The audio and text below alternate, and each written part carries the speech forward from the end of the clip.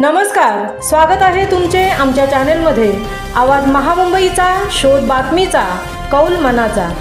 चला तर मग आमचे चॅनल शेअर करा, लाईक करा आणि सबस्क्राइब करा। धन्यवाद। खेड तालुक्यात वाघांच्या पाळीव जनावरांवर होणाऱ्या वाढत्या हल्ल्यांमुळे धनगर बांधवांचा पशुपालन व्यवसाय धोक्यात।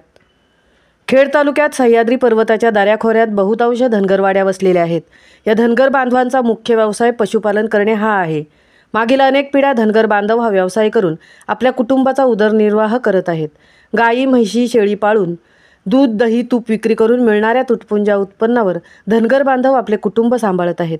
मागील काही वर्षापासून सह्याद्रीच्या पर्वताच्या खोऱ्यात वाघांची संख्या वाढली असून दिवसाढवळ्या ते पाळीव जनावरांवर हल्ले करून शेतकरी बांधवांचे नुकसान करत आहेत।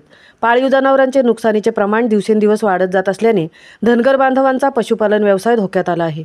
वाघांच्या भीतीमुळे अनेक गावातील धनगर बांधव आपली घरे बंद करून मुंबई, पुणेसारख्या शहरात रोजगारासाठी भटकंती करत आहेत।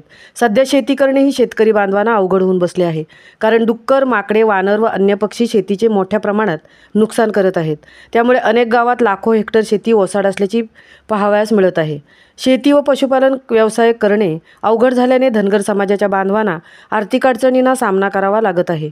सध्या जगावे की मरावे अशा दयनीय परिस्थितीतून धनगर बांधवांचा जगण्याचा संघर्ष सुरू आहे।